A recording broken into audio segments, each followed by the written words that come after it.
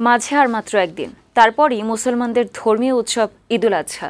প্রিয়জনের সঙ্গে ঈদ উদযাপন করতে শেষ সময়ে গ্রামের বাড়ি ফিরছে রাজধানীর মানুষ। বাস ও রেল স্টেশনে চাপ বেড়েছে ঘরমুখো মানুষের।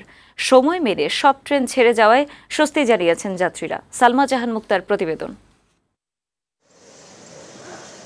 প্রিয়জনদের সাথে ঈদ আনন্দ উপভোগ করতে শেষ সময়ে ঢাকা ছাড়ছে ঘরমুখী মানুষেরা। ঈদ যাত্রার চতুর্থ দিনেও ঢাকা থেকে সময় মেনে ছেড়েছে দূরপাল্লার সব ট্রেন। সব প্রক্রিয়া শেষ করে ট্রেনে চড়তে পেরে খুশি যাত্রীরা।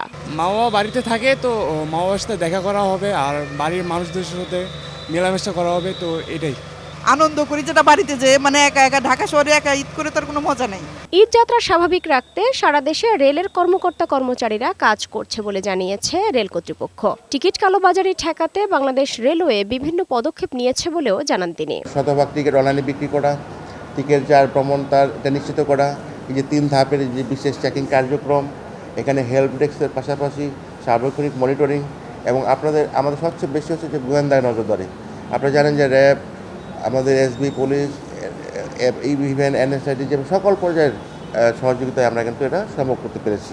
রাজধানীর বাস টার্মিনালগুলোতেও ছিল বাড়ি ফেরা মানুষের ভিড়। ঈদ উপলক্ষে বাড়তি ভাড়া নেওয়ার অভিযোগ করেছেন যাত্রীদের কেউ কেউ। তবে যাত্রীদের অভিযোগকে ভিত্তিহীন বলছে পরিবহন সংশ্লিষ্টরা। বাড়িতে সবাই তো সেজন্য হচ্ছে ঈদ করার জন্য যাচ্ছে। নর্মাল ভাড়া ছিল 350 টাকা, এখন ঈদের সিজনে ভাড়া চাচ্ছে 550 টাকা। সরকার 4 ভাড়া যেটুকু আছে আমরা ওইটুকুই নিচ্ছি, আমরা অতিরিক্ত কোনো ভাড়া নিচ্ছি না।